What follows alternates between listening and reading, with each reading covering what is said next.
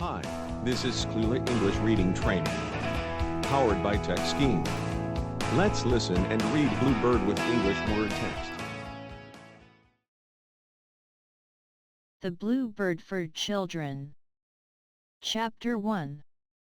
The Woodcutter's Cottage.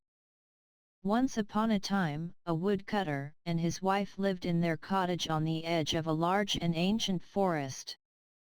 They had 2 dear little children who met with a most wonderful adventure. But, before telling you all about it, I must describe the children to you and let you know something of their character, for, if they had not been so sweet and brave and plucky, the curious story which you are about to hear would never have happened at all. Tiltle, that was our hero's name, was 10 years old, and Middle, his little sister, was only 6. Tiltle was a fine, tall little fellow, stout and well set up, with curly black hair which was often in a tangle, for he was fond of a romp. He was a great favorite because of his smiling and good-tempered face and the bright look in his eyes, but, best of all, he had the ways of a bold and fearless little man, which showed the noble qualities of his heart. When, early in the morning, he trotted along the forest road by the side of his daddy, Till the woodcutter, for all his shabby clothes he looked so proud and gallant that every beautiful thing on the earth and in the sky seemed to lie in wait for him to smile upon him as he passed. His little sister was very different, but looked ever so sweet and pretty in her long frock, which Mum Middle kept neatly patched for her. She was as fair as her brother was dark, and her large timid eyes were blue as the forget-me-nots in the fields. Anything was enough to frighten her and she would cry at the least thing, but her little child soul already held the highest womanly qualities. She was loving and gentle and so fondly devoted to her brother that, rather than abandon him, she did not hesitate to undertake a long and dangerous journey in his company. What happened and how our little hero and heroine went off into the world one night in search of happiness, that is the subject of my story.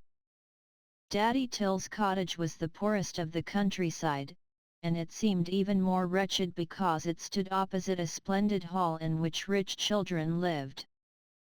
From the windows of the cottage you could see what went on inside the hall when the dining room and drawing rooms were lit up in the evening. And, in the daytime, you saw the little children playing on the terraces, in the gardens and in the hot houses which people came all the way from town to visit because they were always filled with the rarest flowers. Now, one evening which was not like other evenings, for it was Christmas Eve, Mum Middle put her little ones to bed and kissed them even more lovingly than usual. She felt a little sad because, owing to the stormy weather, Daddy Till was not able to go to work in the forest, and so she had no money to buy presents with which to fill Tiltle and Middle's stockings.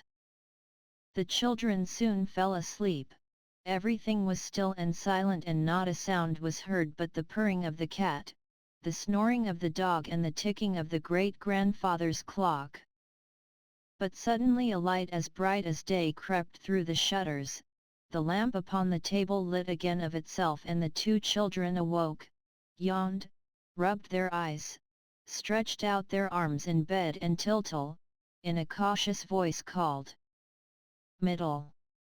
"Yes, Tiltle," was the answer. "Are you asleep?" "Are you?"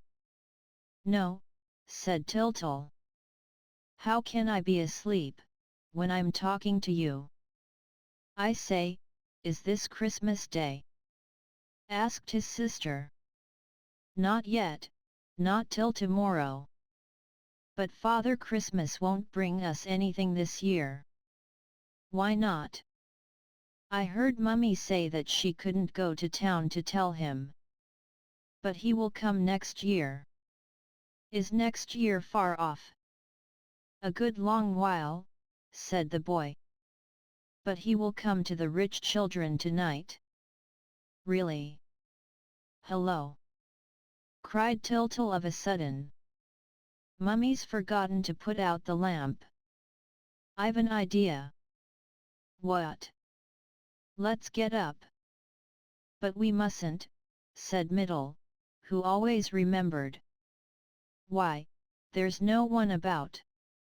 Do you see the shutters?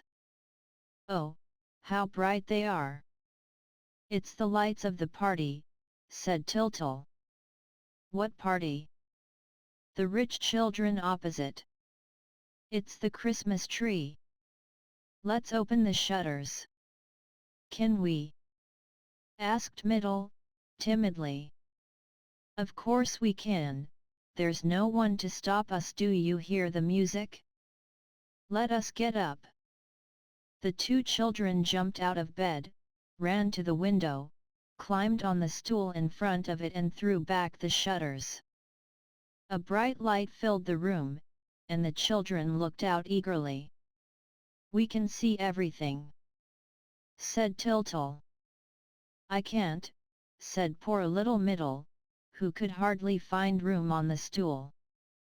It's snowing, said Tiltle. There are 2 carriages, with 6 horses each. There are 12 little boys getting out, said Middle, who was doing her best to peep out of the window. Don't be silly. They're little girls. They've got knickerbockers on. Do be quiet. And look. What are those gold things there, hanging from the branches? Why, toys, to be sure, said Tiltle. Swords, guns, soldiers, cannons. And what's that, all round the table? Cakes and fruit and cream tarts. Oh, how pretty the children are! Cried Middle, clapping her hands. And how they're laughing and laughing, answered Tiltle. And the little ones dancing.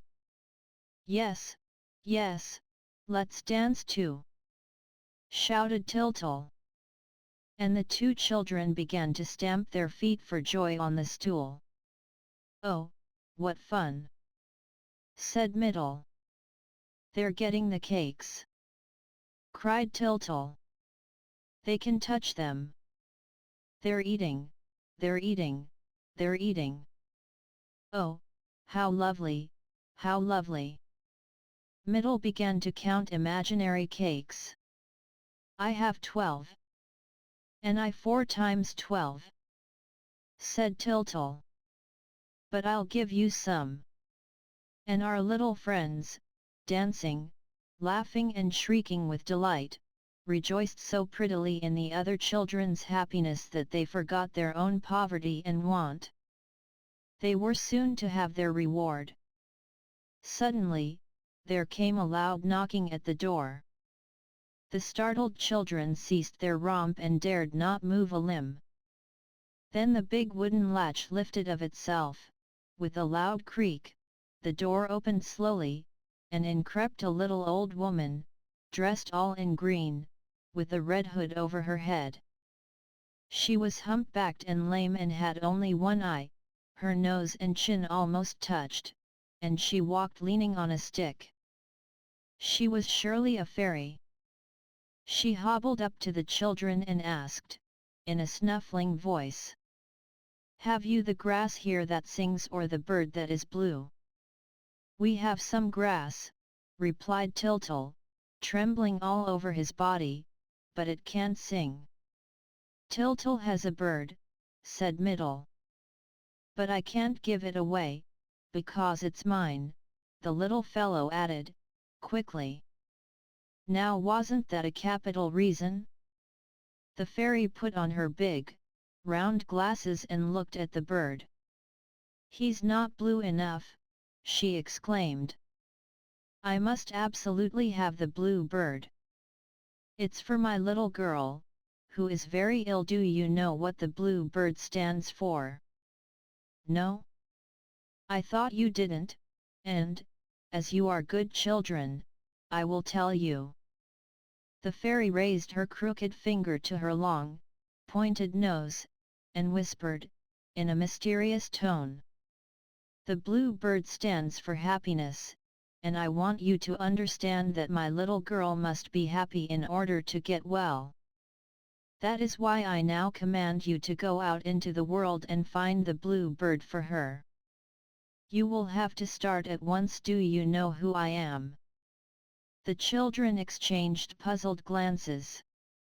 The fact was that they had never seen a fairy before, and they felt a little scared in her presence. However, Tyltyl soon said politely, "You are rather like our neighbor, Madame Berlingot." Tyltyl thought that, in saying this, he was paying the fairy a compliment, for Madame Berlingot's shop, which was next door to their cottage, was a very pleasant place. It was stocked with sweets, marbles, chocolate cigars, and sugar dolls and hens, and, at fair time, there were big gingerbread dolls covered all over with gilt paper. Goody Berlingot had a nose that was quite as ugly as the fairy's. She was old also, and, like the fairy, she walked doubled up in two, but she was very kind, and she had a dear little girl who used to play on Sundays with the woodcutters' children. Unfortunately, the poor little pretty, fair-haired thing was always suffering from some unknown complaint, which often kept her in bed. When this happened, she used to beg and pray for Tyltyl's dove to play with, but Tyltyl was so fond of the bird that he would not give it to her. All this, thought the little boy, was very like that which the fairy told him, and that was why he called her Berlingot. Much to his surprise, the fairy turned crimson with rage. It was a hobby of hers to be like nobody, because she was a fairy and able to change her appearance, from one moment to the next, as she pleased. That evening, she happened to be ugly and old and humpbacked. She had lost one of her eyes, and two lean wisps of grey hair hung over her shoulders. "What do I look like?" she asked Tyltyl. "Am I pretty or ugly? Old or young?" Her reason for asking these questions was to try the kindness of the little boy. He turned away his head and dared not say what he thought of her looks. Then she cried, "I am the fairy Berylune." "Oh, that's all right," answered Tyltyl, who, by this time, was shaking in every limb. This satisfied the fairy, and, as the children were still in their nightshirts, she told them to get dressed. She herself helped Middle and, while she did so, asked, "Where are your father and mother?" "In there," said Tyltyl, pointing to the door on the right. "They're asleep." "And your granddad and granny?" "They're dead." "And your little brothers and sisters, have you any?" "Oh, yes, 3 little brothers," said Tyltyl. "And 4 little sisters," added Middle. "Where are they?" asked the fairy. "They are dead, too," answered Tyltyl. "Would you like to see them again?" "Oh, yes. At once." "Show them to us." "I haven't them in my pocket," said the fairy. "But this is very lucky, you will see them when you go through the land of memory. It's on the way to the Bluebird, just on the left, past the 3rd turning." "What were you doing when I knocked?" "We were playing at eating cakes," said Tyltyl. "Have you any cakes?" "Where are they?" "In the house of the rich children. Come and look, it's so lovely." And Tyltyl dragged the fairy to the window. "But it's the others who are eating them," said she. "Yes, but we can see them eat," said Tyltyl. "Aren't you cross with them?" "What for?" for eating all the cakes. I think it's very wrong of them not to give you any. Not at all, they're rich. I say, isn't it beautiful over there? It's just the same here, only you can't see. Yes, I can, said Tiltal. I have very good eyes. I can see the time on the church clock, and Daddy can't. The fairy suddenly grew angry. I tell you that you can't see, she said. And she grew angrier and angrier. As though it mattered about seeing the time on the church clock. Of course, the little boy was not blind, but, as he was kind-hearted and deserved to be happy, she wanted to teach him to see what is good and beautiful in all things. It was not an easy task, for she well knew that most people live and die without enjoying the happiness that lies all around them. Still, as she was a fairy, she was all-powerful, and so she decided to give him a little hat adorned with a magic diamond that would possess the extraordinary property of always showing him the truth, which would help him to see the inside of things and thus teach him that each of them has a life and an existence of its own, created to match and gladden ours. The fairy took the little hat from a great bag hanging by her side. It was green and had a white cockade, with the big diamond shining in the middle of it. Tiltal was beside himself with delight. The fairy explained to him how the diamond worked. By pressing the top, you saw the soul of things. If you gave it a little turn to the right, you discovered the past, and, when you turned it to the left, you beheld the future. Tiltal beamed all over his face and danced for joy, and then he at once became afraid of losing the little hat. "Daddy will take it from me!" he cried. "No," said the fairy, "for no one can see it as long as it's on your head. Will you try it?"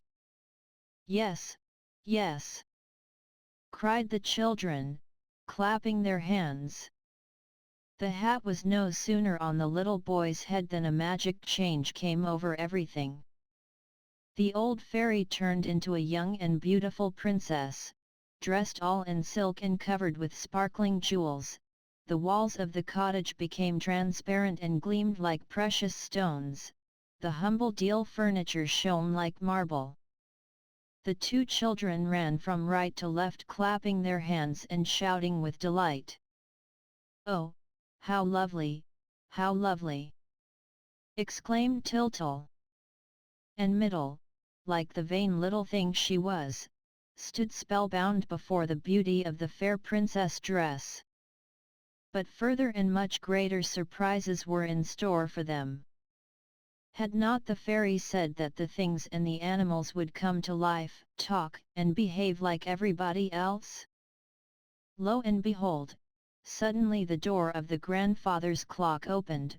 The silence was filled with the sweetest music, and 12 little daintily dressed and laughing dancers began to skip and spin all around the children.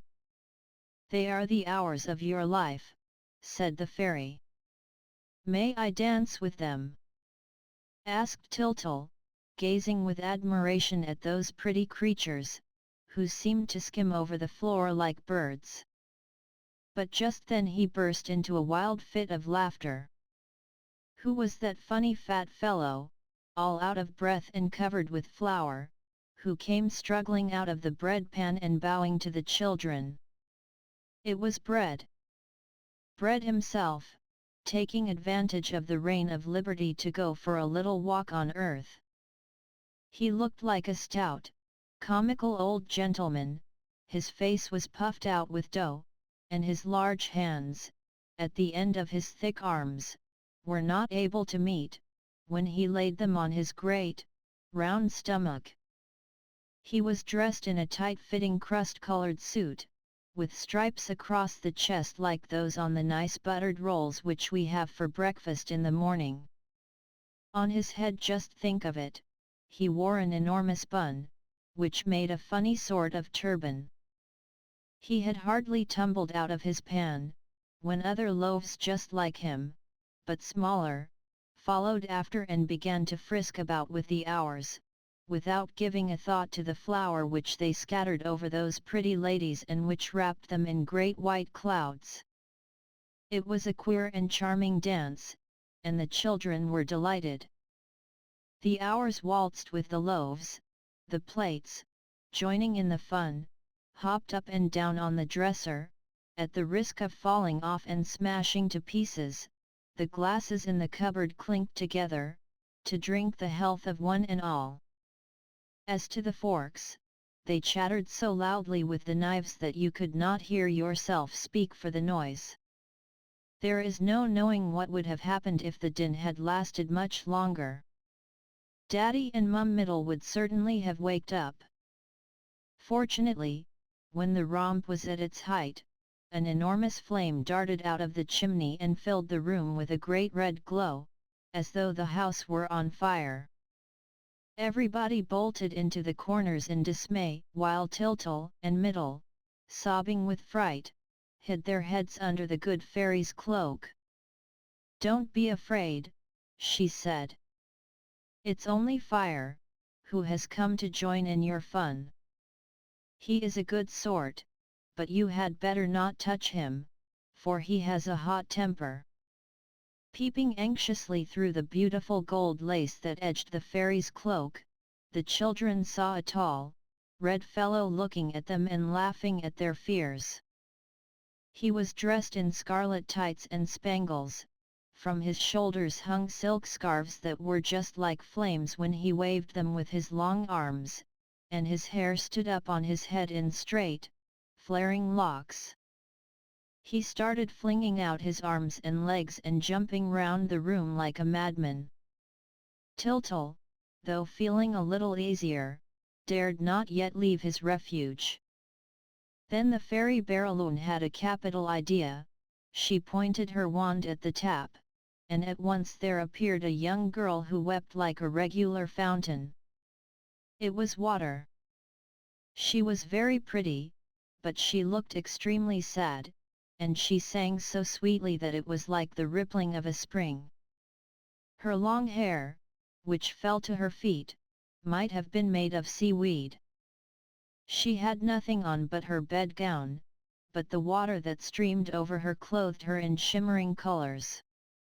She hesitated at first and gave a glance around her, then, catching sight of Fire still whirling about like a great madcap, she made an angry and indignant rush at him, spraying his face, splashing and wetting him with all her might. Fire flew into a rage and began to smoke. Nevertheless, as he found himself suddenly thwarted by his old enemy, he thought it wiser to retire to a corner. Water also beat a retreat, and it seemed as though peace would be restored once more.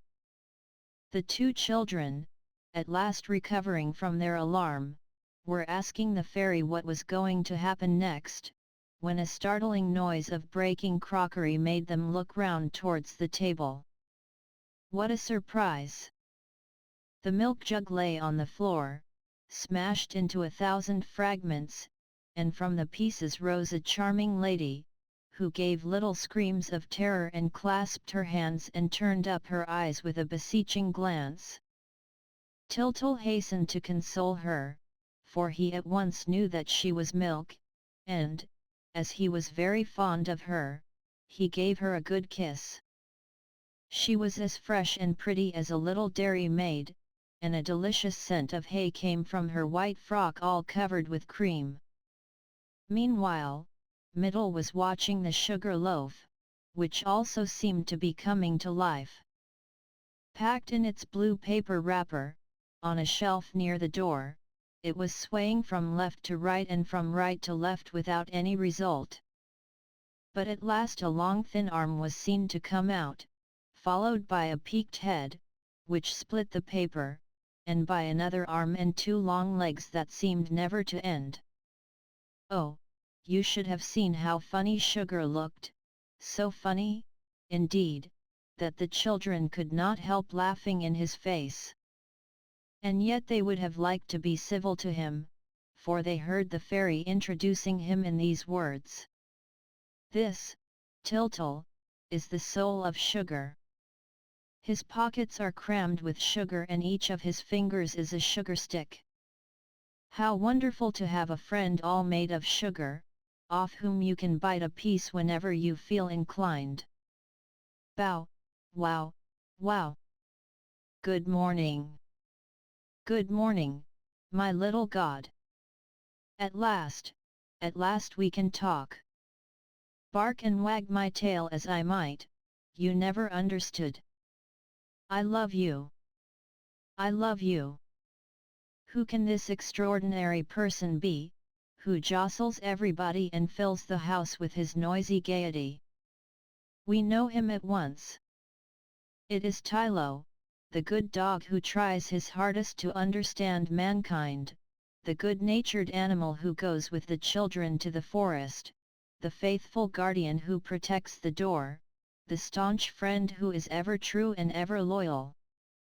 Here he comes walking on his hind paws, as on a pair of legs too short for him, and beating the air with the two others, making gestures like a clumsy little man.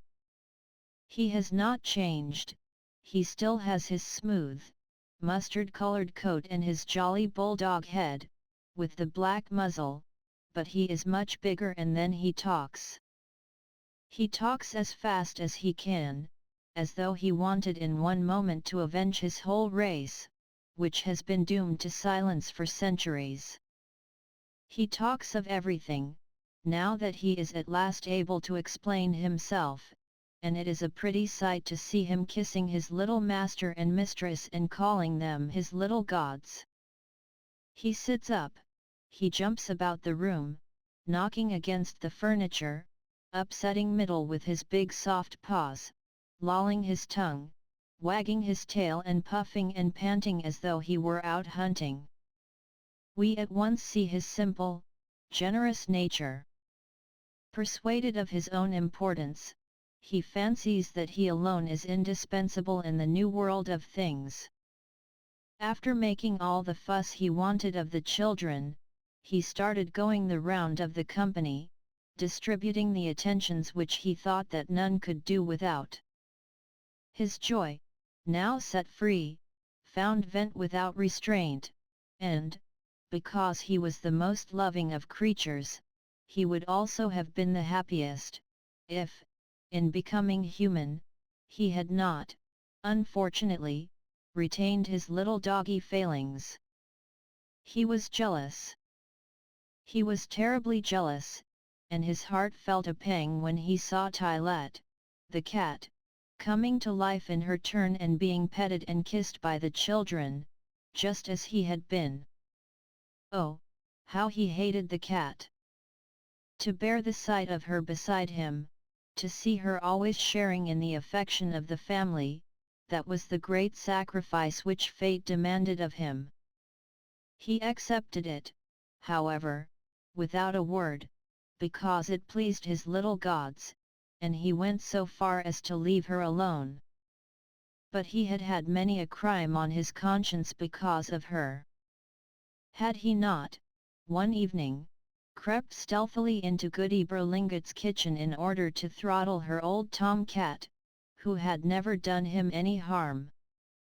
Had he not broken the back of the Persian cat at the hall opposite? Did he not sometimes go to town on purpose to hunt cats and put an end to them, all to wreak his spite? And now Tylette was going to talk, just like himself. Tylette would be his equal in the new world that was opening before him. Oh, there is no justice left on earth, was his bitter thought. There is no justice left. In the meantime, the cat, who had begun by washing herself and polishing her claws, calmly put out her paw to the little girl. She really was a very pretty cat, and, if our friend Tylo's jealousy had not been such an ugly feeling, we might almost have overlooked it for once. How could you fail to be attracted by Tylette's eyes, which were like topaz set in emeralds. How could you resist the pleasure of stroking the wonderful black velvet back? How could you not love her grace, her gentleness, and the dignity of her poses? Smiling gently and speaking in well-chosen language, she said to Middle, "Good morning, miss. How well you look this morning." And the children patted her like anything. Tai Lo kept watching the cat from the other end of the room. "Now that she's standing on her hind legs like a man," he muttered, "she looks just like the devil, with her pointed ears, her long tail and her dress as black as ink." And he could not help growling between his teeth. "She's also like the village chimney sweep," he went on, "whom I loathe and detest and whom I shall never take for a real man, whatever my little gods may say. It's lucky," he added, with a sigh, "that I know more about a good many things than they do." But suddenly, no longer able to master himself, he flew at the cat and shouted, with a loud laugh that was more like a roar, "I'm going to frighten Tylet. Bow, wow, wow." But the cat, who was dignified even when still an animal, now thought herself called to the loftiest destinies. She considered that the time had come to raise a tall barrier between herself and the dog, who had never been more than an ill-bred person in her eyes, and, stepping back in disdain, she just said, "Sir, I don't know you." Tai Lo gave a bound under the insult, whereupon the cat bristled up, twisting her whiskers under her little pink nose, for she was very proud of those two pale blotches which gave a special touch to her dark beauty, and then, arching her back and sticking up her tail, she hissed out, "Fift! Fift!" and stood stock still on the chest of drawers, like a dragon on the lid of a Chinese vase. Tiltle and Middle screamed with laughter, but the quarrel would certainly have had a bad ending if, at that moment, a great thing had not happened. At 11 o'clock in the evening, in the middle of that winter's night, a great light, the light of the noonday sun, glowing and dazzling, burst into the cottage. "Hello, there's daylight," said the little boy, who no longer knew what to make of things. "What will Daddy say?" But, before the fairy had time to set him right, Tiltle understood, and, full of wonderment, he knelt before the latest vision that bewitched his eyes. At the window, in the center of a great halo of sunshine, there rose slowly, like a tall golden sheaf, a maiden of surpassing loveliness. Gleaming veils covered her figure without hiding its beauty, her bare arms, stretched in the attitude of giving, seemed transparent, and her great clear eyes wrapped all upon whom they fell in a fond embrace. "It's the Queen," said Tiltle. "It's a fairy princess," cried Middle, kneeling beside her brother. "No, my children," said the fairy. "It is Light." Smiling, Light stepped towards the two little ones. She, the light of heaven, the strength and beauty of the earth, was proud of the humble mission entrusted to her.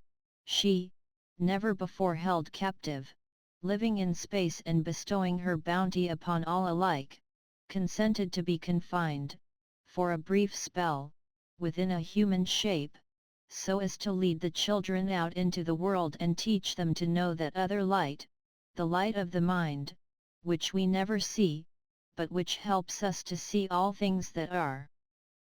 "It is Light!" exclaimed the things and the animals, and, as they all loved her, they began to dance around her with cries of pleasure. Tiltle and Middle capered with joy. Never had they pictured so amusing and so pretty a party, and they shouted louder than all the rest. Then what was bound to happen came. Suddenly, 3 knocks were heard against the wall, loud enough to throw the house down. It was Daddy Till, who had been waked up by the din and who was now threatening to come and put a stop to it. "Turn the diamond!" cried the fairy to Tyltyl. Our hero hastened to obey, but he had not the knack of it yet. Besides, his hand shook at the thought that his father was coming. In fact, he was so awkward that he nearly broke the works. "Not so quick, not so quick," said the fairy. "Oh dear, you've turned it too briskly, they will not have time to resume their places and we shall have a lot of bother." There was a general stampede. The walls of the cottage lost their splendor. All ran hither and thither, to return to their proper shape. Fire could not find his chimney, Water ran about looking for her tap, Sugar stood moaning in front of his torn wrapper, and Bread, the biggest of the loaves, was unable to squeeze into his pan, in which the other loaves had jumped higgledy-piggledy, taking up all the room. As for the dog, he had grown too large for the hole in his kennel, and the cat also could not get into her basket. The hours alone, who were accustomed always to run faster than man wished, had slipped back into the clock without delay. Light stood motionless and unruffled, vainly setting an example of calmness to the others, who were all weeping and wailing around the fairy. "What is going to happen?" they asked. "Is there any danger?"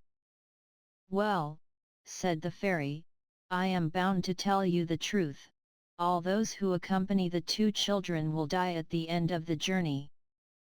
They began to cry like anything, all except the dog, who was delighted at remaining human as long as possible and who had already taken his stand next to Light, so as to be sure of going in front of his little master and mistress. At that moment, there came a knocking even more dreadful than before. "There's Daddy again," said Tyltyl. "He's getting up, this time, I can hear him walking." "You see," said the fairy, "you have no choice now, it is too late, you must all start with us, but you, Fire, don't come near anybody, you, Dog, don't tease the cat, you, Water, try not to run all over the place, and you, Sugar, stop crying, unless you want to melt. Bread shall carry the cage in which to put the blue bird, and you shall all come to my house, where I will dress the animals and the things properly. Let us go out this way." As she spoke, she pointed her wand at the window, which lengthened magically downwards, like a door.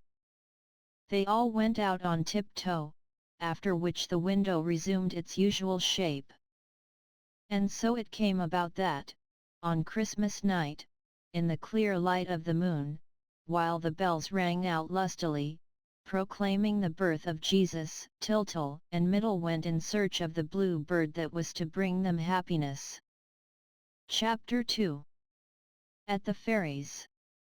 The fairy Barrowloon's palace stood at the top of a very high mountain, on the way to the moon. It was so near that, on summer nights, when the sky was clear, you could plainly see the moon's mountains and valleys, lakes and seas from the terrace of the palace. Here the fairy studied the stars and read their secrets, for it was long since the earth had had anything to teach her. "This old planet no longer interests me," she used to say to her friends, the giants of the mountain. "The men upon it still live with their eyes shut. Poor things, I pity them. I go down among them now and then, but it is out of charity, to try and save the little children from the fatal misfortune that awaits them in the darkness." This explains why she had come and knocked at the door of Daddy Till's cottage on Christmas Eve. And now to return to our travellers. They had hardly reached the high road, when the fairy remembered that they could not walk like that through the village, which was still lit up because of the feast. But her store of knowledge was so great that all her wishes were fulfilled at once. She pressed lightly on Tyltyl's head and willed that they should all be carried by magic to her palace. Then and there, a cloud of fireflies surrounded our companions and wafted them gently towards the sky. They were at the fairy's palace before they had recovered from their surprise. "Follow me," she said, and led them through chambers and passages all in gold and silver. They stopped in a large room surrounded with mirrors on every side and containing an enormous wardrobe with light creeping through its chinks. The fairy Baraloon took a diamond key from her pocket and opened the wardrobe. One cry of amazement burst from every throat. Precious stuffs were seen piled one on the top of the other, mantles covered with gems, dresses of every sort and every country, pearl coronets, emerald necklaces, ruby bracelets. Never had the children beheld such riches. As for the things, their state was rather one of utter bewilderment, and this was only natural, when you think that they were seeing the world for the first time and that it showed itself to them in such a queer way. The fairy helped them make their choice. Fire, Sugar, and the cat displayed a certain decision of taste. Fire, who only cared for red, at once chose a splendid bright red dress, with gold spangles. He put nothing on his head, for his head was always very hot. Sugar could not stand anything except white and pale blue, bright colors jarred on his sweet nature. The long blue and white dress which he selected and the pointed hat, like a candle extinguisher, which he wore on his head made him look perfectly ridiculous, but he was too silly to notice it and kept spinning before the glass like a top and admiring himself in blissful ignorance. The cat, who was always a lady and who was used to her dusky garments, reflected that black always looks well, in any circumstance, particularly now, when they were traveling without luggage. She therefore put on a suit of black tights, with jet embroidery, hung a long velvet cloak from her shoulders and perched a large cavalier hat, with a long feather, on her neat little head.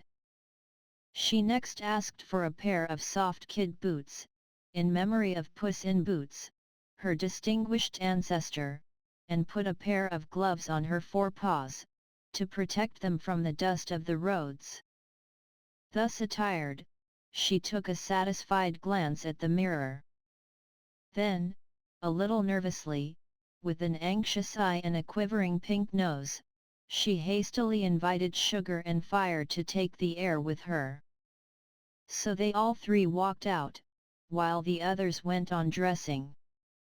Let us follow them for a moment, for we have already grown to like our brave little Tyltyl and we shall want to hear anything that is likely to help or delay his undertaking. After passing through several splendid galleries, hung like balconies in the sky, our three cronies stopped in the hall, and the cat at once addressed the meeting in a hushed voice. "I have brought you here," she said, "in order to discuss the position in which we are placed. Let us make the most of our last moment of liberty." But she was interrupted by a furious uproar. "Bow, wow, wow! There now!"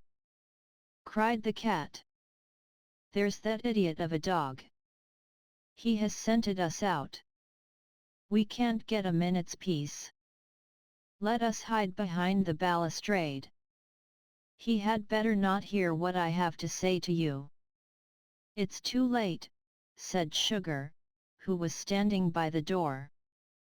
And, sure enough, Tylo was coming up, jumping, barking, panting and delighted. The cat, when she saw him, turned away in disgust. "He has put on the livery of one of the footmen of Cinderella's coach. It is just the thing for him," He has the soul of a flunky.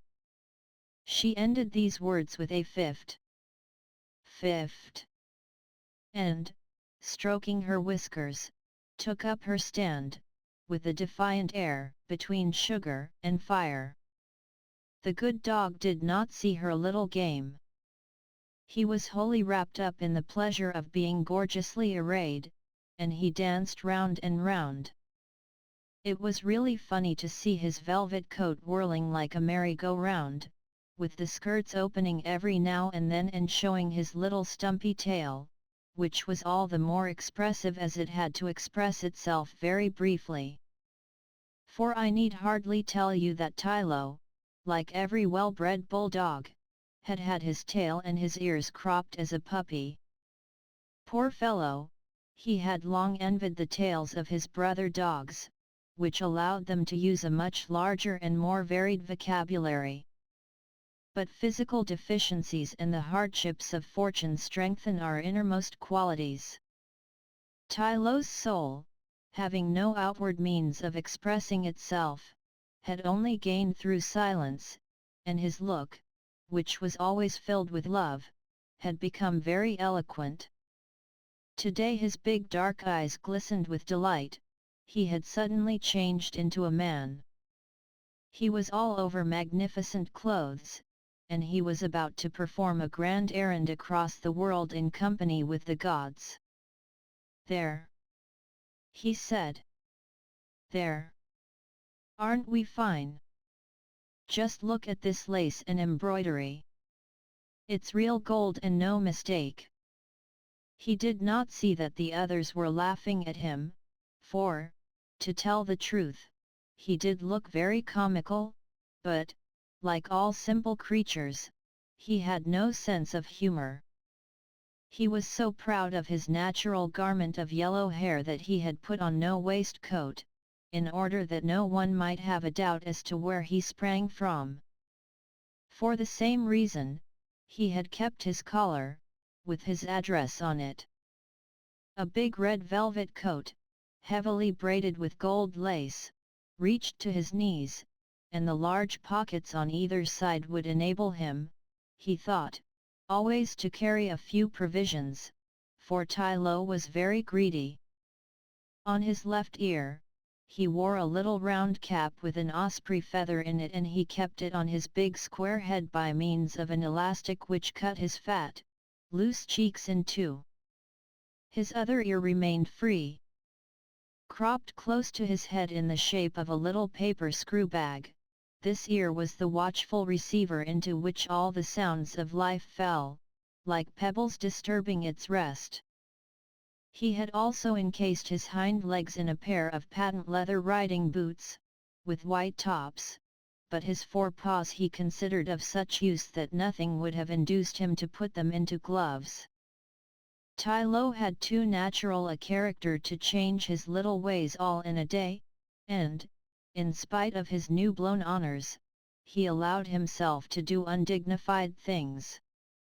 He was at the present moment lying on the steps of the hall, scratching the ground and sniffing at the wall, when suddenly he gave a start and began to whine and whimper. His lower lip shook nervously as though he were going to cry.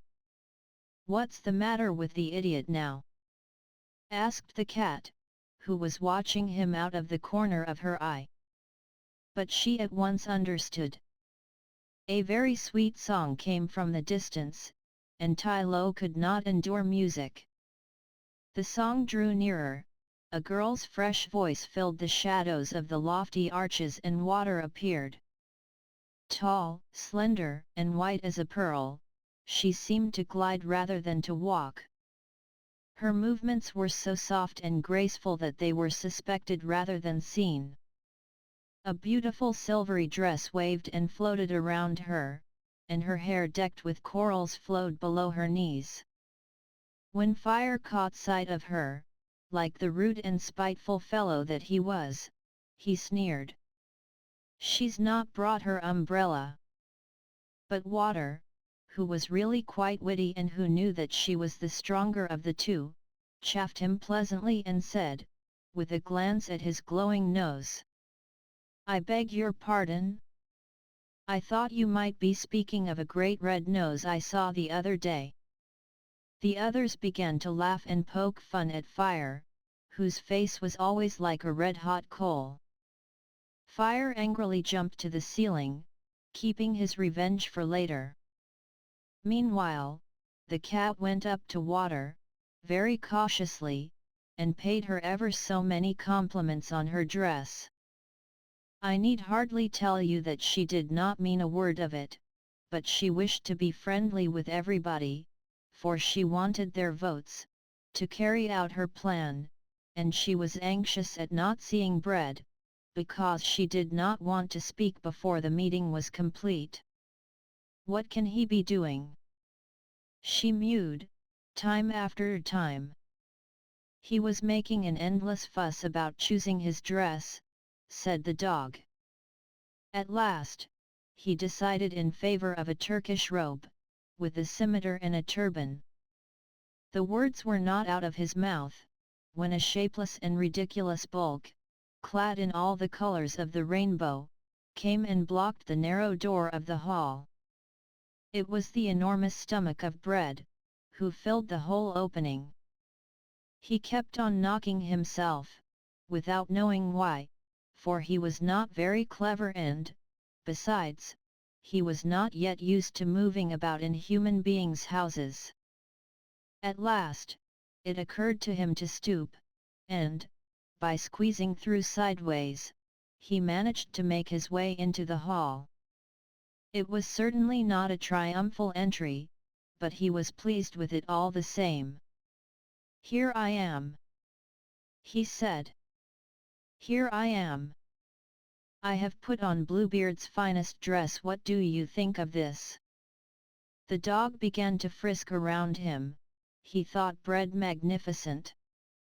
That yellow velvet costume, covered all over with silver crescents, reminded Tylo of the delicious horseshoe rolls which he loved, and the huge, gaudy turban on Bread's head was really very like a fairy bun.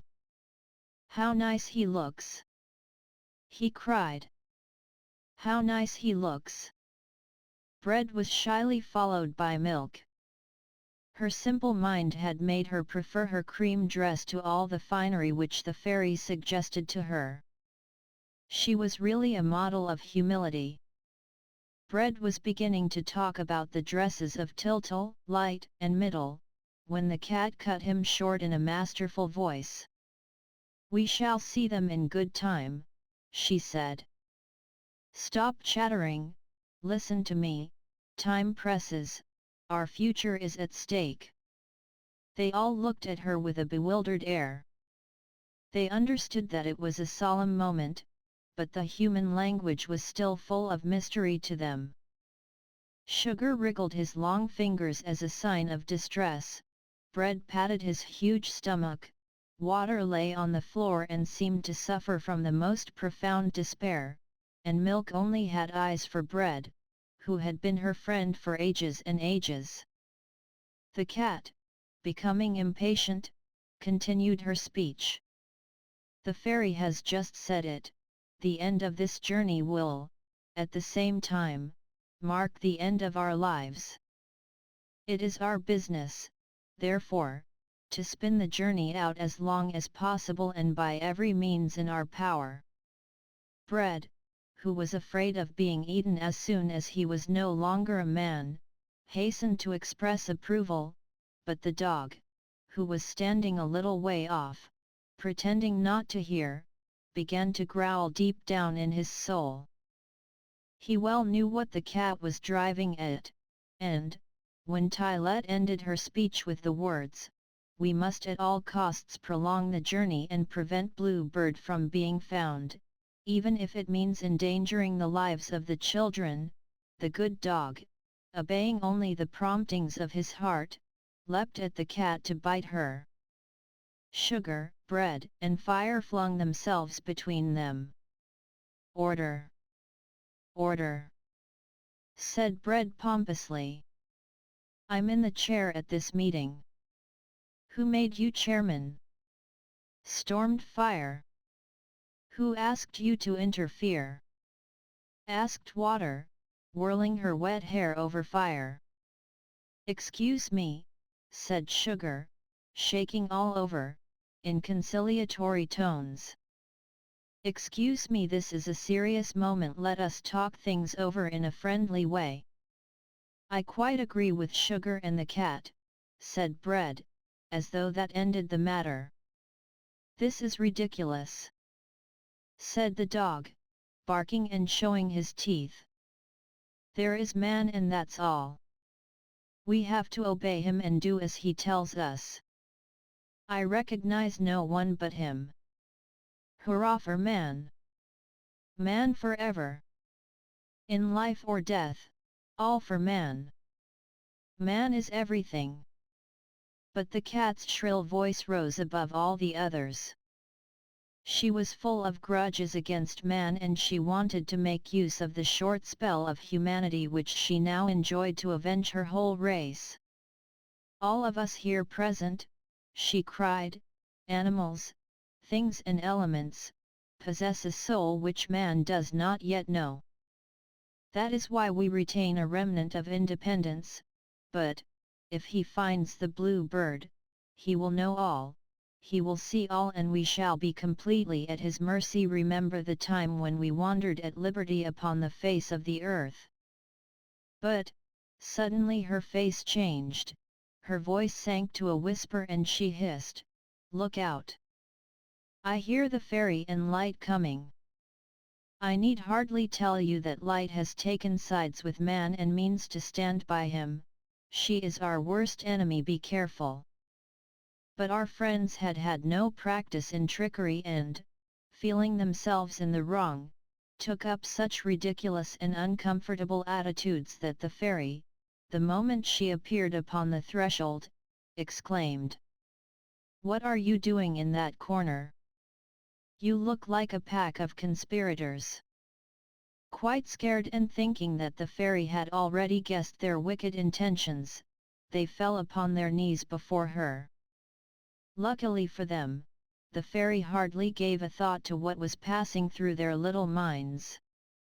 She had come to explain the first part of the journey to the children and to tell each of the others what to do. Tiltle and Middle stood hand in front of her, looking a little frightened and a little awkward in their fine clothes. They stared at each other in childish admiration. The little girl was wearing a yellow silk frock embroidered with pink posies and covered with gold spangles. On her head was a lovely orange velvet cap, and a starched muslin tucker covered her little arms. Tiltle was dressed in a red jacket and blue knickerbockers, both of velvet, and of course he wore the wonderful little hat on his head. The fairy said to them, "It is just possible that the blue bird is hiding at your grandparents in the land of memory, so you will go there first." "But how shall we see them, if they are dead?" asked Tiltle. Then the good fairy explained that they would not be really dead until their grandchildren ceased to think of them. "Men do not know this secret," she added.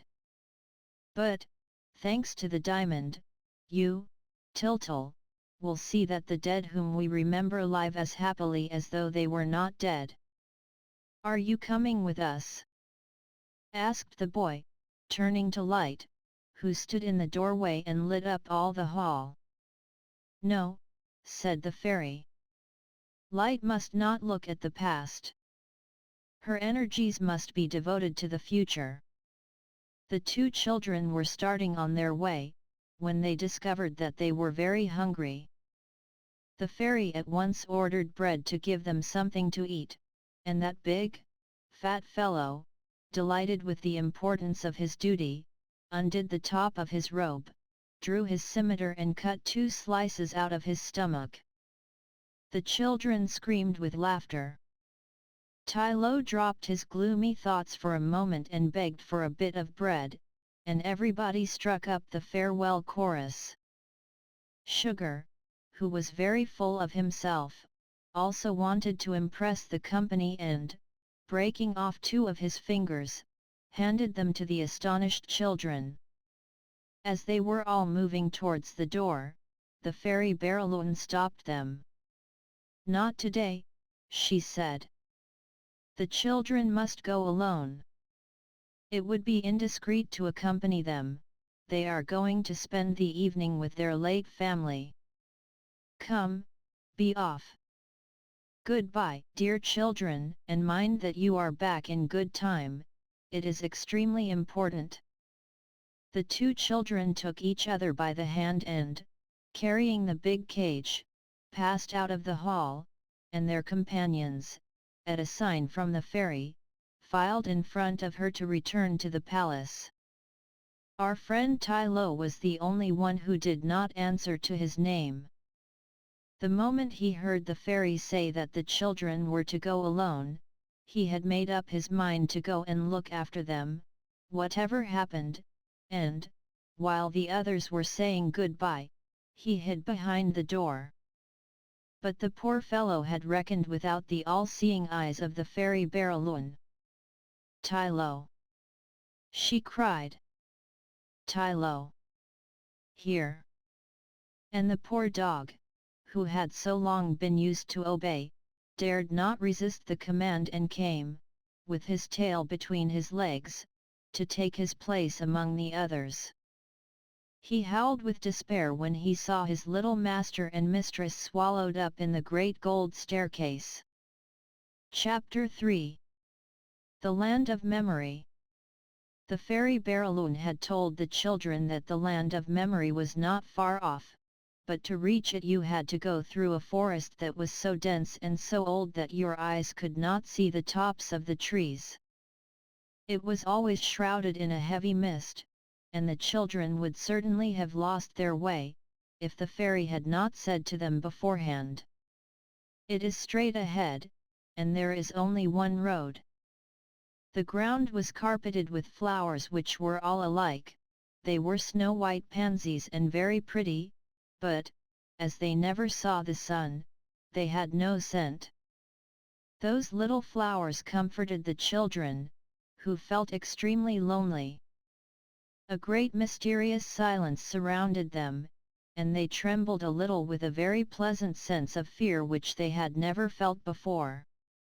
"Let's take Granny a bunch of flowers," said Middle. "That's a good idea. She will be pleased," cried Tiltle. And, as they walked along, the children gathered a beautiful white nosegay. The dear little things did not know that every pansy, which means a thought, that they picked brought them nearer to their grandparents, and they soon saw before them a large oak with a notice board nailed to it. "Here we are!" cried the boy in triumph, as, climbing up on a root, he read, "The Land of Memory." They had arrived, but they turned to every side without seeing a thing. "I can see nothing at all," whimpered Middle. "I'm cold. I'm tired. I don't want to travel any more." Tiltle, who was wholly wrapped up in his errand, lost his temper. "Come, don't keep on crying just like water. You ought to be ashamed of yourself," he said. "There. Look. Look.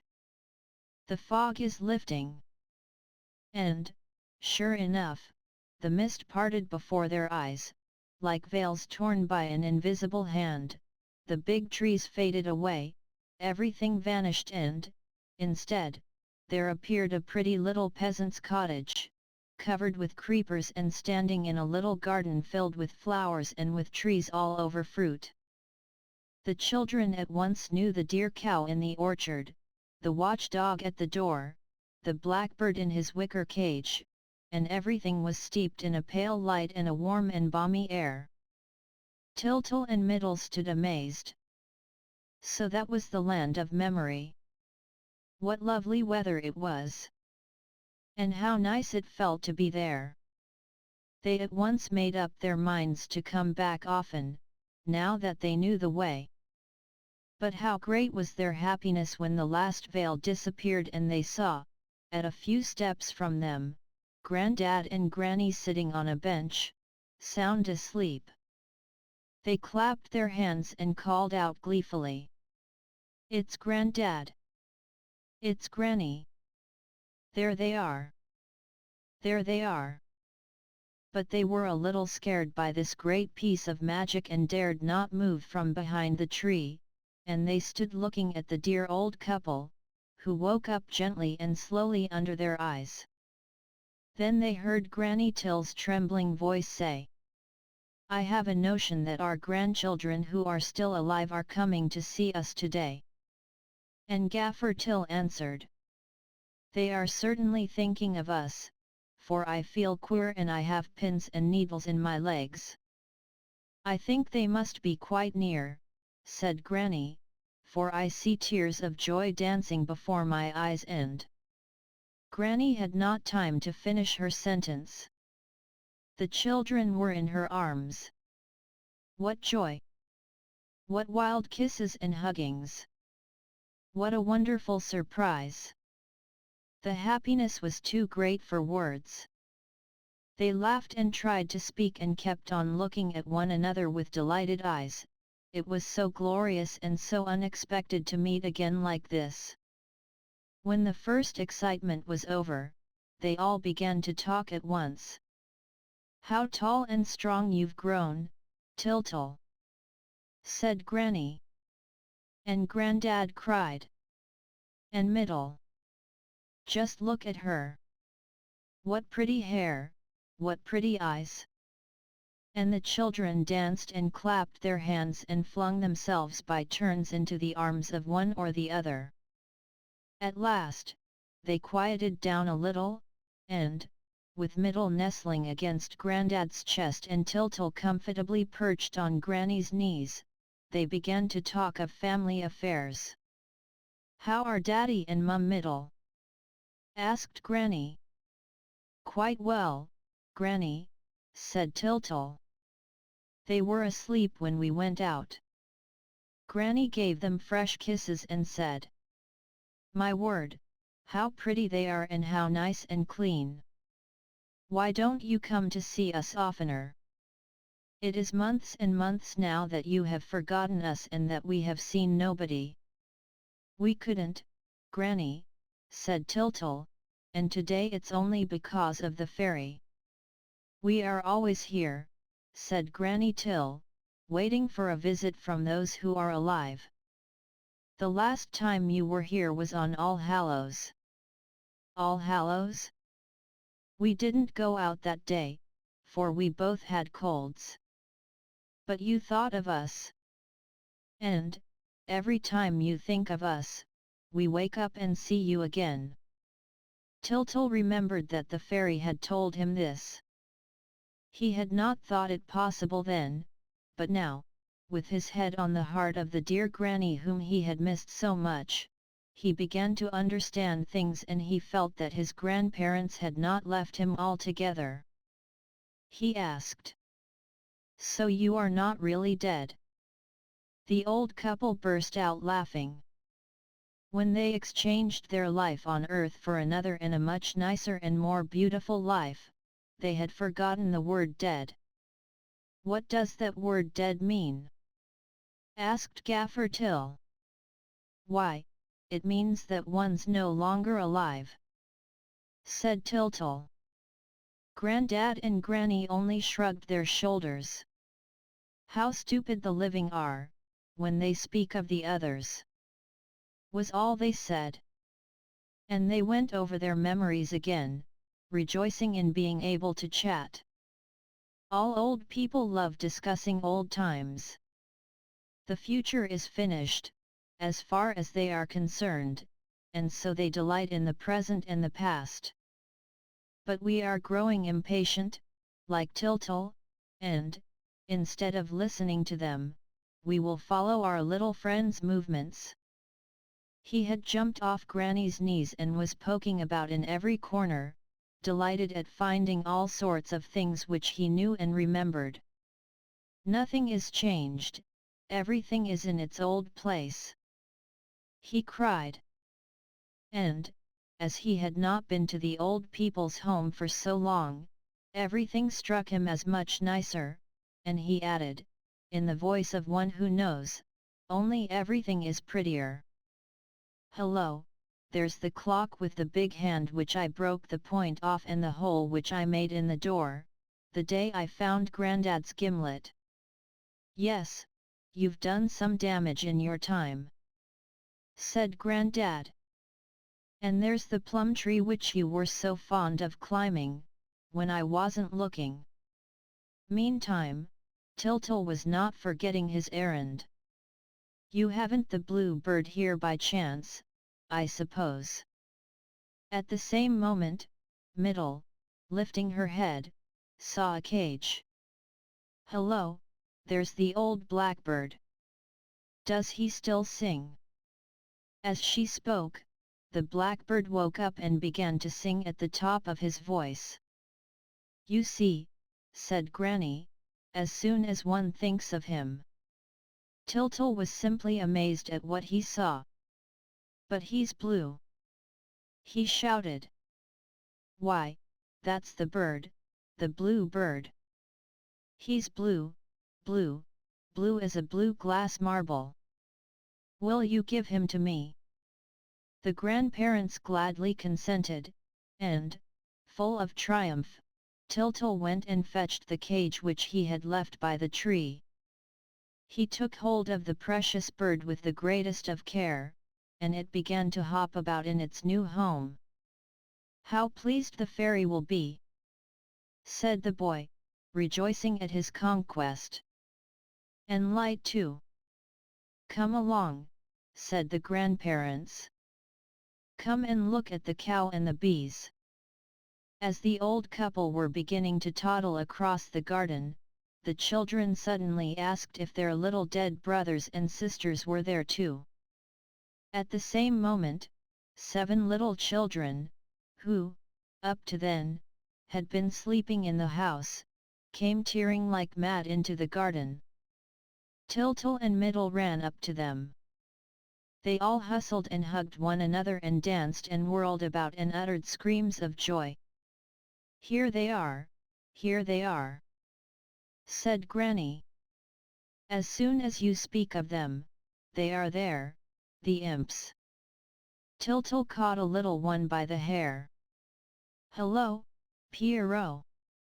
So we're going to fight again, as in the old days. And Robert. I say, Jean, what's become of your top? Madeleine and Pierrette and Pauline. And here's Riquette." Middle laughed. "Riquette's still crawling on all fours." Tyltyl noticed a little dog yapping around them. "There's Kiki, whose tail I cut off with Pauline's scissors. He hasn't changed either." "No," said Gaffer Till, in a voice of great importance, "nothing changes here." But, suddenly, amid the general rejoicings, the old people stopped spellbound. They had heard the small voice of the clock indoors strike 8. "How's this?" they asked. "It never strikes nowadays." "That's because we no longer think of the time," said Granny. "Was anyone thinking of the time?" "Yes, I was," said Tyltyl. "So it's 8 o'clock? Then I'm off, for I promised Light to be back before 9. He was going for the cage, but the others were too happy to let him run away so soon. It would be horrid to say goodbye like that." Granny had a good idea. She knew what a little glutton Tyltyl was. It was just supper time and, as luck would have it, there was some capital cabbage soup and a beautiful plum tart. "Well," said our hero, "as I've got the blue bird. And cabbage soup is a thing you don't have every day." They all hurried and carried the table outside and laid it with a nice white tablecloth and put a plate for each, and, lastly, Granny brought out the steaming soup tureen in state. The lamp was lit and the grandparents and grandchildren sat down to supper, jostling and elbowing one another and laughing and shouting with pleasure. Then, for a time, nothing was heard but the sound of the wooden spoons noisily clattering against the soup plates. "How good it is! Oh, how good it is!" shouted Tiltle, who was eating greedily. "I want some more! More! More! More! Come, come, a little more quiet," said Grandad. "You're just as ill-behaved as ever, and you'll break your plate."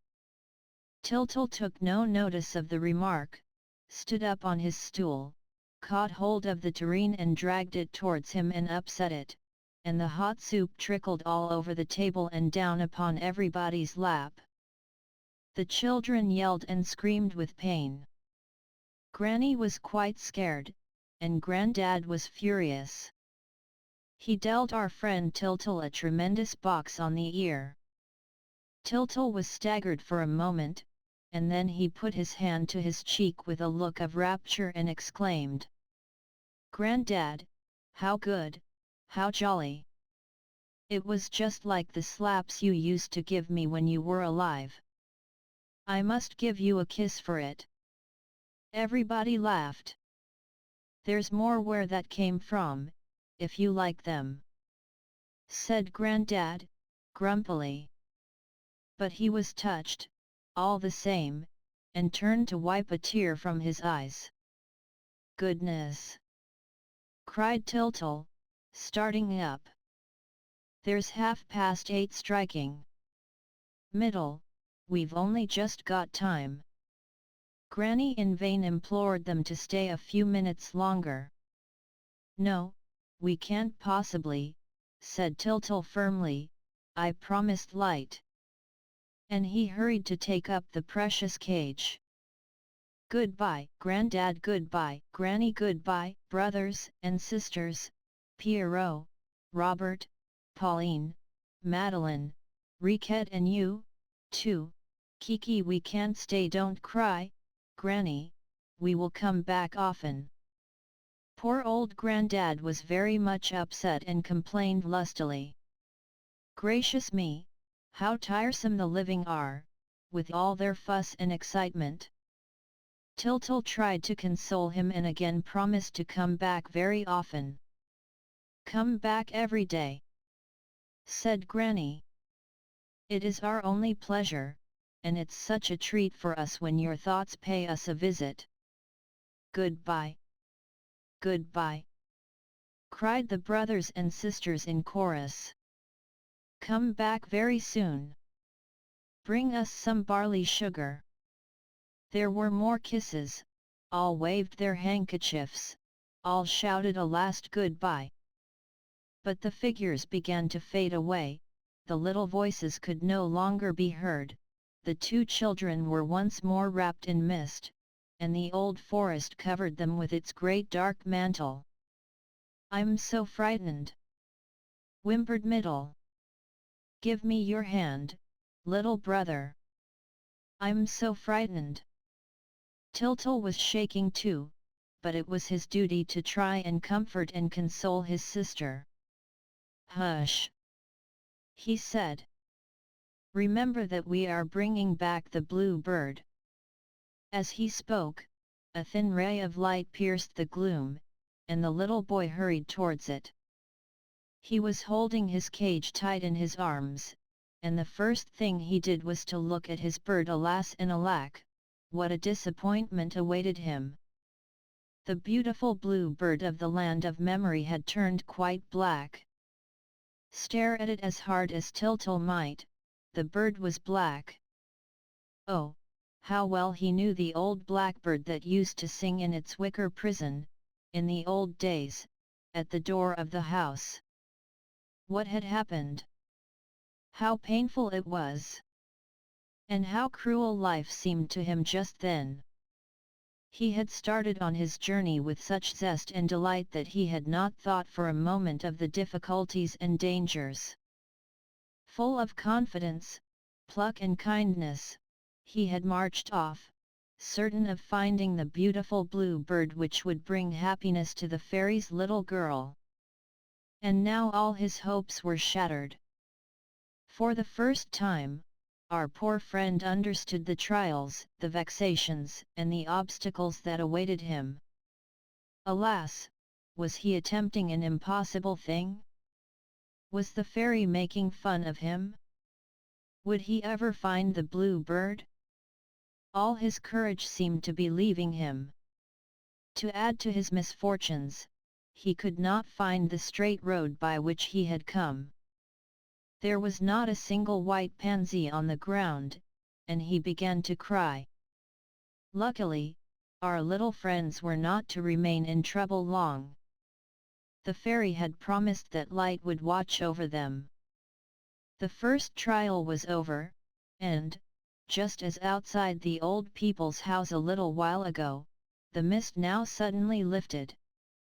But, instead of disclosing a peaceful picture, a gentle, homely scene, it revealed a marvelous temple, with the blinding glare streaming from it.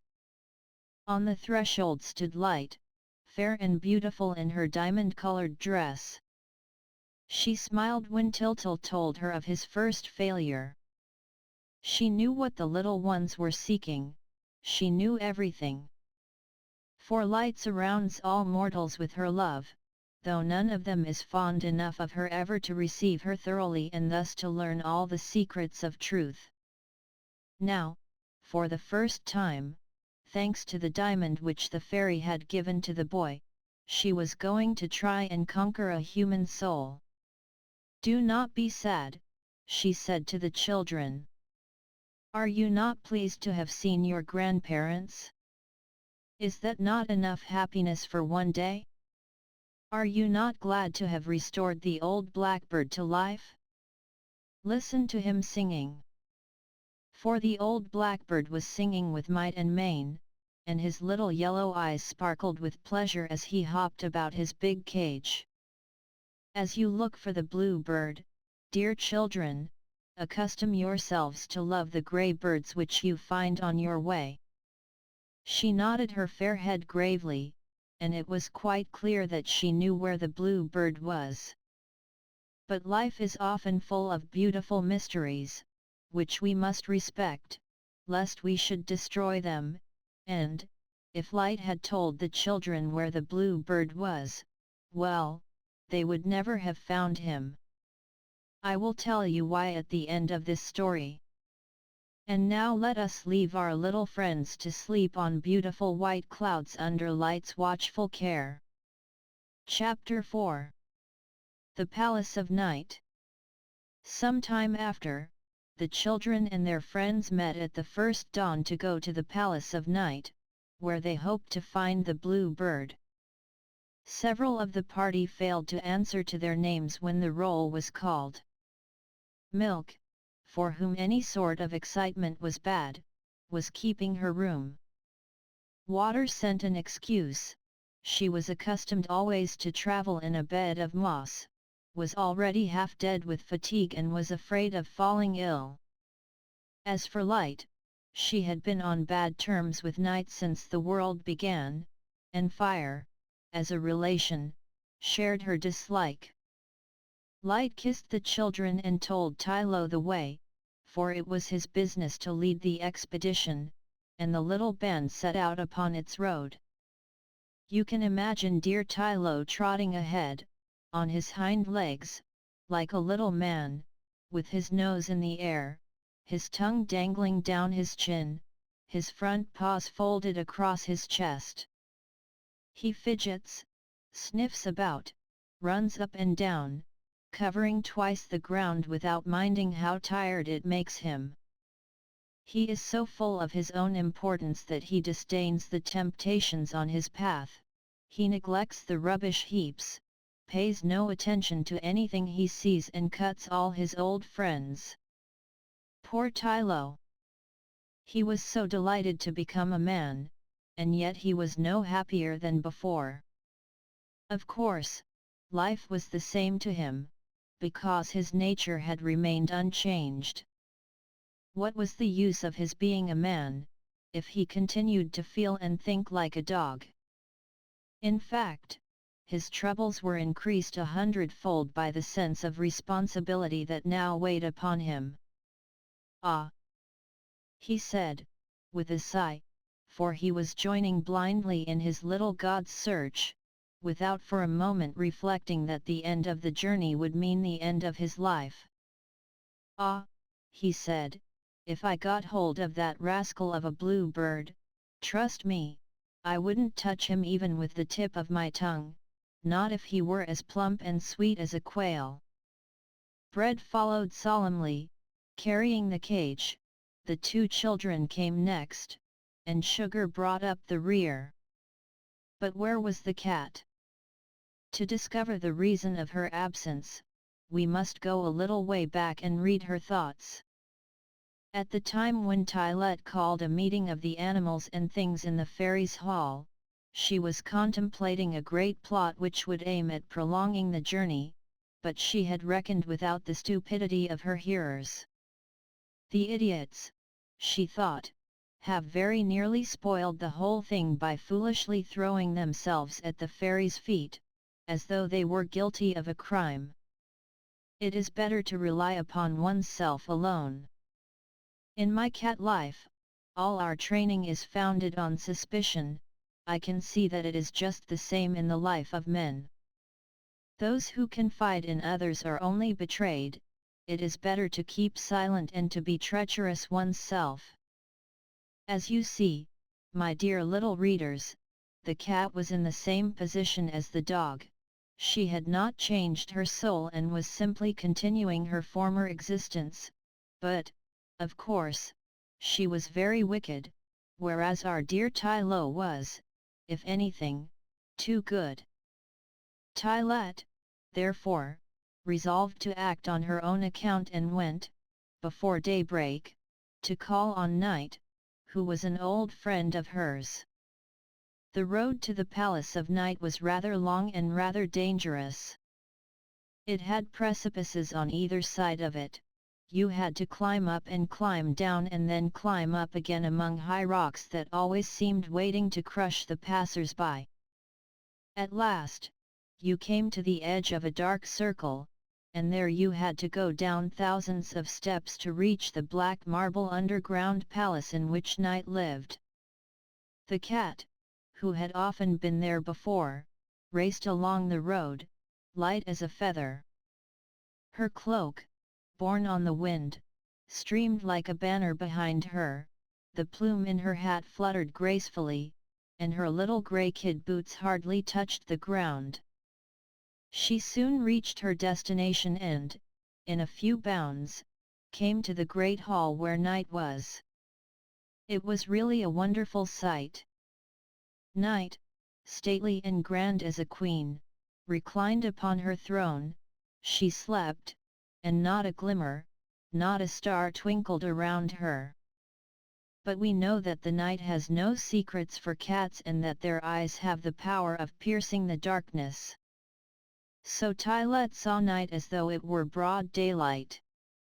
Before waking her, she cast a loving glance at that motherly and familiar face. It was white and silvery as the moon, and its unbending features inspired both fear and admiration. Night's figure, which was half visible through her long black veils, was as beautiful as that of a Greek statue. She had long arms and a pair of enormous wings, now furled in sleep, came from her shoulders to her feet and gave her a look of majesty beyond compare. Still, in spite of her affection for her best of friends, Tylette did not waste too much time in gazing at her. It was a critical moment, and time was short. Tired and jaded and overcome with anguish, she sank upon the steps of the throne and mewed, plaintively. "It is I, Mother Night. I am worn out." Night is of an anxious nature and easily alarmed. Her beauty, built up of peace and repose, possesses the secret of silence, which life is constantly disturbing, a star shooting through the sky, a leaf falling to the ground, the hoot of an owl, a mere nothing is enough to tear the black velvet pall which she spreads over the earth each evening. The cat, therefore, had not finished speaking, when Night sat up, all quivering. Her immense wings beat around her, and she questioned Tylette in a trembling voice. As soon as she had learned the danger that threatened her, she began to lament her fate. What? A man's son coming to her palace. And, perhaps, with the help of the magic diamond, discovering her secrets. What should she do? What would become of her? How could she defend herself? And, forgetting that she was sinning against silence, her own particular god, Night began to utter piercing screams. It was true that falling into such a commotion was hardly likely to help her find a cure for her troubles. Luckily for her, Tylette, who was accustomed to the annoyances and worries of human life, was better armed. She had worked out her plan when going ahead of the children, and she was hoping to persuade Night to adopt it. She explained this plan to her in a few words. I see only one thing for it, Mother Night, as they are children, we must give them such a fright that they will not dare to insist on opening the great door at the back of the hall, behind which the birds of the moon live and generally the bluebird too. The secrets of the other caverns will be sure to scare them. The hope of our safety lies in the terror which you will make them feel. There was clearly no other course to take. But Night had not time to reply, for she heard a sound. Then her beautiful features contracted, her wings spread out angrily, and everything in her attitude told Tylette that Night approved of her plan. Here they are! Cried the cat. The little band came marching down the steps of Night's gloomy staircase. Tylette pranced bravely in front, whereas Tyltyl looked around him with an anxious glance. He certainly found nothing to comfort him. It was all very magnificent, but very terrifying. Picture a huge and wonderful black marble hall, of a stern and tomb-like splendor. There is no ceiling visible, and the ebony pillars that surround the amphitheater shoot up to the sky. It is only when you lift your eyes up there that you catch the faint light falling from the stars. Everywhere, the thickest darkness reigns. Two restless flames no more flicker on either side of Night's throne, before a monumental door of brass. Bronze doors show through the pillars to the right and left. The cat rushed up to the children. This way, little master, this way. I have told Night, and she is delighted to see you. Tylette's soft voice and smile made Tyltyl feel himself again, and he walked up to the throne with a bold and confident step, saying, Good day, Mrs. Night. Night was offended by the word, good day, which reminded her of her eternal enemy Light, and answered drily. Good day? I am not used to that. You might say, good night, or, at least, good evening. Our hero was not prepared to quarrel. He felt very small in the presence of that stately lady. He quickly begged her pardon, as nicely as he could, and very gently asked her leave to look for the bluebird in her palace. I have never seen him, he is not here, exclaimed Night, flapping her great wings to frighten the boy. But, when he insisted and gave no sign of fear, she herself began to dread the diamond, which, by lighting up her darkness, would completely destroy her power, and she thought it better to pretend to yield to an impulse of generosity and at once to point to the big key that lay on the steps of the throne. Without a moment's hesitation, Tyltyl seized hold of it and ran to the first door of the hall. Everybody shook with fright. Bread's teeth chattered in his head. Sugar, who was standing some way off, moaned with mortal anguish. Middle howled. "Where is Sugar? I want to go home." Meanwhile, Tyltyl, pale and resolute, was trying to open the door, while Night's grave voice, rising above the din, proclaimed the first danger. "It's the ghosts." "Oh, dear!" thought Tyltyl. "I have never seen a ghost, it must be awful." The faithful Tylo, by his side, was panting with all his might, for dogs hate anything uncanny. At last, the key grated in the lock. Silence reigned as dense and heavy as the darkness. No one dared draw a breath. Then the door opened, and, in a moment, the gloom was filled with white figures running in every direction. Some lengthened out right up to the sky, others twined themselves round the pillars, others wriggled ever so fast along the ground. They were something like men, but it was impossible to distinguish their features, the eye could not catch them. The moment you looked at them, they turned into a white mist. Tyltyl did his best to chase them, for Mrs. Knight kept to the plan contrived by the cat and pretended to be frightened. She had been the ghost's friend for hundreds and hundreds of years and had only to say a word to drive them in again, but she was careful to do nothing of the sort and, flapping her wings like mad, she called upon all her gods and screamed, "Drive them away! Drive them away! Help! Help!" But the poor ghosts, who hardly ever come out now that man no longer believes in them, were much too happy at taking a breath of air, and, had it not been that they were afraid of Tylo, who tried to bite their legs, they would never have been put back indoors. "Oof!" gasped the dog, when the door was shut at last. "I have strong teeth, goodness knows, but chaps like those I never saw before. When you bite them, you'd think their legs were made of cotton." By this time, Tyltyl was making for the second door and asking, "What's behind this one?"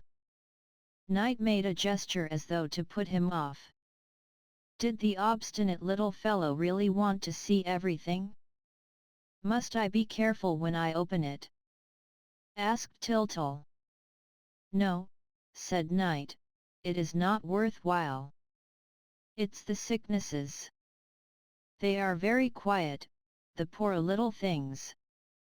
Man, for some time, has been waging such war upon them. Open and see for yourself." Tyltyl threw the door wide open and stood speechless with astonishment. There was nothing to be seen. He was just about to close the door again, when he was hustled aside by a little body in a dressing gown and a cotton nightcap, who began to frisk about the hall, wagging her head and stopping every minute to cough, sneeze and blow her nose and to pull on her slippers, which were too big for her and kept dropping off her feet. Sugar, Bread, and Tyltyl were no longer frightened and began to laugh like anything. But they had no sooner come near the little person in the cotton nightcap than they themselves began to cough and sneeze.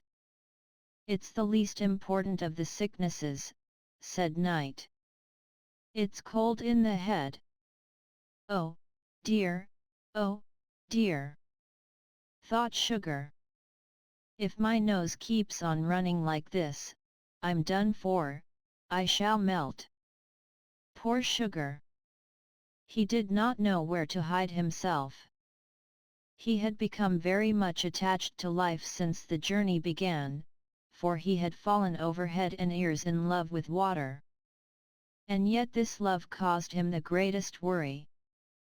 Miss Water was a tremendous flirt, expected a lot of attention and was not particular with whom she mixed, but mixing too much with water was an expensive luxury, as poor Sugar found to his cost, for, at every kiss he gave her, he left a bit of himself behind, until he began to tremble for his life. When he suddenly found himself attacked by cold in the head, he would have had to fly from the palace, but for the timely aid of our dear Tylo, who ran after the little minx and drove her back to her cavern, amidst the laughter of Tiltil and Middle, who thought gleefully that, so far, the trial had not been very terrible. The boy, therefore, ran to the next door with still greater courage. "Take care!"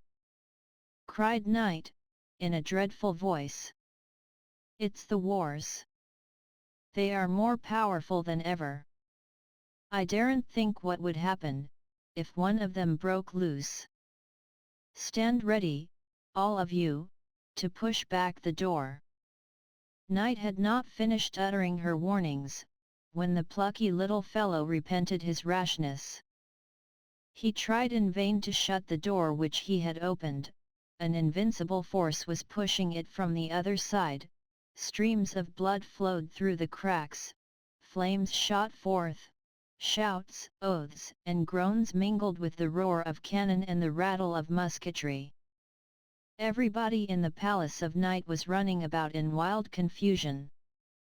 Bread and Sugar tried to take to flight, but could not find the way out, and they now came back to Tiltil and put their shoulders to the door with despairing force.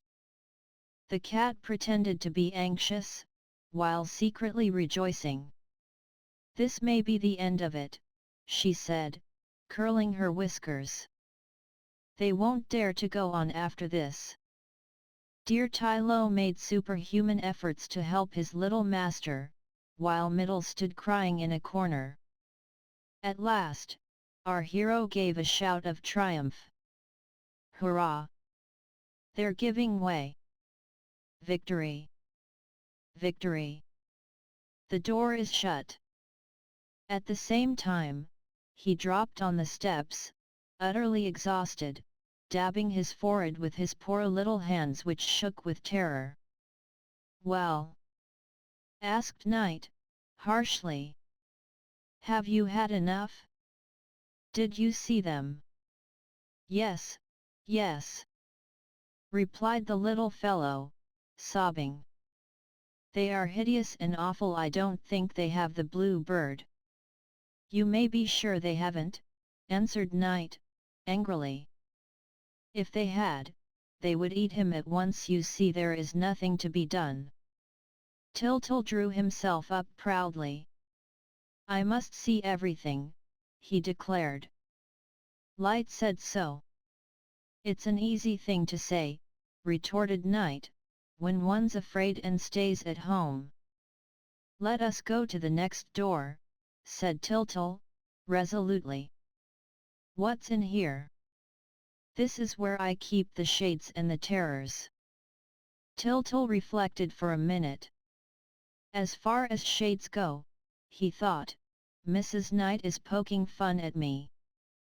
It's more than an hour since I've seen anything but shade in this house of hers, and I shall be very glad to see daylight again. As for the terrors, if they are anything like the ghosts, we shall have another good joke." Our friend went to the door and opened it, before his companions had time to protest. For that matter, they were all sitting on the floor, exhausted with the last fright, and they looked at one another in astonishment, glad to find themselves alive after such a scare. Meanwhile, Tiltil threw back the door and nothing came out. "There's no one there," he said. "Yes, there is. Yes, there is. Look out," said Knight, who was still shamming fright. She was simply furious. She had hoped to make a great impression with her terrors, and, lo and behold, the wretches, who had so long been snubbed by man, were afraid of him. She encouraged them with kind words and succeeded in coaxing out a few tall figures covered with grey veils. They began to run all around the hall until, hearing the children laugh, they were seized with fear and rushed indoors again. The attempt had failed, as far as night was concerned, and the dread hour was about to strike. Already, Tyltyl was moving towards the big door at the end of the hall. A few last words took place between them. "Do not open that one," said Night, in awestruck tones. "Why not?" "Because it's not allowed." "Then it's here that the Bluebird is hidden." "Go no farther, do not tempt fate, do not open that door." "But why?" again asked Tyltyl, obstinately. Thereupon, Night, irritated by his persistency, flew into a rage, hurled the most terrible threats at him, and ended by saying, "Not one of those who have opened it, were it but by a hair's breadth, has ever returned alive to the light of day. It means certain death, and all the horrors, all the terrors, all the fears of which men speak on earth are as nothing compared with those which await you if you insist on touching that door." "Don't do it, master dear," said Bread, with chattering teeth. "Don't do it. Take pity on us. I implore you on my knees." "You are sacrificing the lives of all of us," mewed the cat. "I won't. I shan't," sobbed Middle. "Pity! Pity!" whined Sugar, wringing his fingers. All of them were weeping and crying, all of them crowded round Tyltyl. Dear Tylo alone, who respected his little master's wishes, dared not speak a word, though he fully believed that his last hour had come. 2 big tears rolled down his cheeks, and he licked Tyltyl's hands in despair. It was really a most touching scene, and for a moment, our hero hesitated.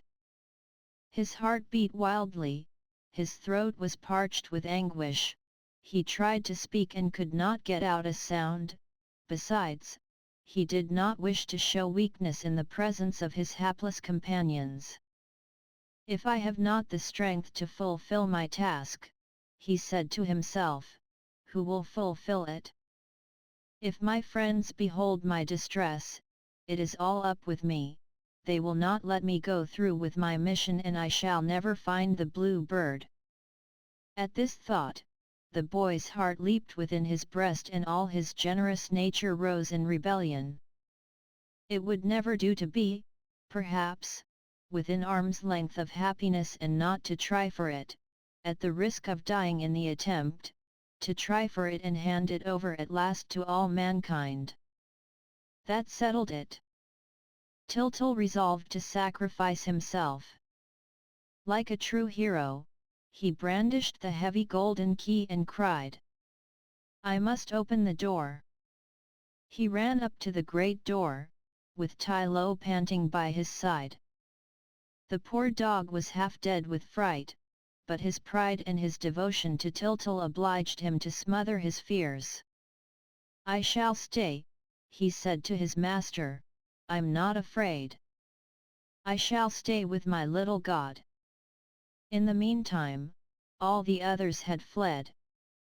Bread was crumbling to bits behind a pillar, Sugar was melting in a corner with Middle in his arms, Night and the cat, both shaking with fury, kept to the far end of the hall. Then Tyltyl gave Tylo a last kiss, pressed him to his heart and, with never a tremble, put the key in the lock.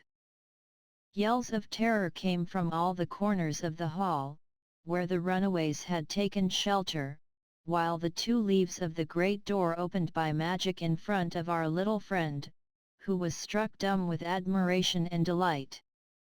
What an exquisite surprise! A wonderful garden lay before him, a dream garden filled with flowers that shone like stars, waterfalls that came rushing from the sky and trees which the moon had clothed in silver. And then there was something whirling like a blue cloud among the clusters of roses. Tyltyl rubbed his eyes, he could not believe his senses. He waited, looked again and then dashed into the garden, shouting like mad. "Come quickly! Come quickly! They are here! We have them at last! Millions of bluebirds! Thousands of millions! Come, Middle! Come, Tylo! Come, all! Help me! You can catch them by handfuls!" Reassured at last, his friends came running up and all darted in among the birds, seeing who could catch the most. "I've caught 7 already!" cried Middle. "I can't hold them." "Nor can I," said Tyltyl. "I have too many of them. They're escaping from my arms. Tylo has some too. Let us go out, let us go. Light is waiting for us. How pleased she will be. This way, this way." And they all danced and scampered away in their glee, singing songs of triumph as they went. Night and the cat, who had not shared in the general rejoicing, crept back anxiously to the great door, and Night whimpered. "Haven't they got him?" "No," said the cat, who saw the real bluebird perched high up on a moonbeam. "They could not reach him, he kept too high." Our friends in all haste ran up the numberless stairs between them and the daylight. Each of them hugged the birds which he had captured, never dreaming that every step which brought them nearer to the light was fatal to the poor things, so that, by the time they came to the top of the staircase, they were carrying nothing but dead birds. Light was waiting for them anxiously. "Well, have you caught him?" she asked. "Yes, yes," said Tyltyl. "Lots of them. There are thousands. Look." As he spoke, he held out the dear birds to her and saw, to his dismay, that they were nothing more than lifeless corpses. Their poor little wings were broken and their heads drooped sadly from their necks. The boy, in his despair, turned to his companions. Alas, they too were hugging nothing but dead birds. Then Tyltyl threw himself sobbing into Light's arms. Once more, all his hopes were dashed to the ground. "Do not cry, my child," said Light. "You did not catch the one that is able to live in broad daylight. We shall find him yet." "Of course, we shall find him," said Bread and Sugar, with one voice. They were great boobies, both of them, but they wanted to console the boy. As for friend Tylo, he was so much put out that he forgot his dignity for a moment and, looking at the dead birds, exclaimed.